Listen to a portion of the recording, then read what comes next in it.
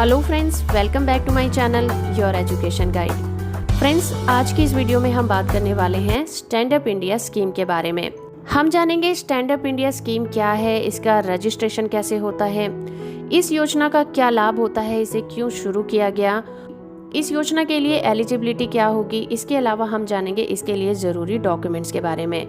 और video information अच्छी लगे तो आप इस वीडियो को लाइक, शेयर और चैनल को सब्सक्राइब करना बिल्कुल मत भूलिएगा। तो चलिए शुरू करते हैं आज का ये वीडियो।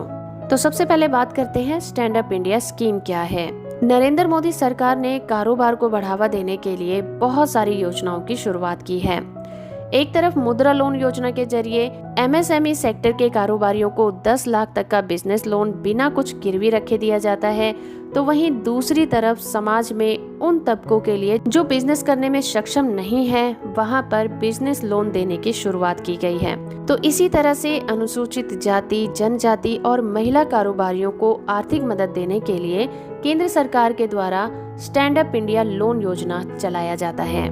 इसे 5 अप्रैल 2016 को प्रधानमंत्री नरेंद्र मोदी के द्वारा शुरू किया गया था और इस योजना के मुख्य लाभार्थी होते हैं अनुसूचित जाति, जनजाति और पिछड़ा वर्ग और महिला कारोबारी। इस योजना के तहत एलिजिबल कारोबारियों को हर संभव सहायता प्रदान की जाती है। इस योजना में स्टैंड अप और इंडिया यानी कि भारत को खड़ा करने की बात की जाती है, क्योंकि हमारे देश में अनुसूचित जाति, जनजाति और पिछड़ा वर्ग या फिर महिला कारोबारी इतने सक्षम नहीं हैं कि वो खुद से आगे आकर अपना कारोबार शुरू कर सकें, जिसके लिए केंद्र सरकार उन्हें इस योजना के तहत बहुत सारा बढ़ावा देती है, जिसके लिए उन्हें अपना कारोबार शुरू करने के लिए 10 लाख से लेकर 1 करोड़ तक का बिजनेस लोन दिया जाता है। कारोबारियों को फाइनेंशियल सहायता प्रदान करने के लिए बिजनेस शुरू करने के लिए दिया जाता है। बैंक से पैसे पाने के लिए या पैसे वापस करने के लिए कारोबारियों को 1 रुपए डेबिट कार्ड दिया जाता है, जिसके जरिए से कारोबारी अपना बिजनेस खड़ा कर सकते हैं। इस योजना में जो लोन दिया जाता है उसका इस्तेमाल मैन्युफैक्चरिंग बिजनेस के लिए होना चाहिए। अगर 2 लोग मिलकर स्टैंड अप इंडिया लोन लेना चाहते हैं तो उनमें से एक व्यक्ति अनुसूचित जाति, जनजाति या फिर महिला होना चाहिए और उनकी कारोबार में 51% की हिस्सेदारी होनी चाहिए। तो चलिए अब बात करते हैं कि स्टैंड अप इंडिया लोन के क्या फ़ायदे हैं। जिन कारोबारियों को स्टैंड अप इंडिया लोन की ज़रूरत है, उनको सबसे पहले स्टैंड अप इंडिया की वेबसाइट पर जाना होगा, जिसका लिंक आपको नीचे डिस्क्रिप्शन में मिल जाएगा। इस वेबसाइट पर जाने के बाद आपका सबसे पहला काम होना चाहिए एलिजिबिलिटी को चेक करना। एलिजिबिलिटी अगर आपने जांच ली है तो स्टैंड अप इंडिया की वेबसाइट से ही ये जान लेना चाहिए कि स्टैंड अप इंडिया लोन में किन किन डॉक्यूमेंट्स की ज़रूरत पड़ती है। पहली शर्त तो यही है कि अप्लाई करने वाला या करने वाली कारोबारी महिला या फिर SC/ST से होना चाहिए।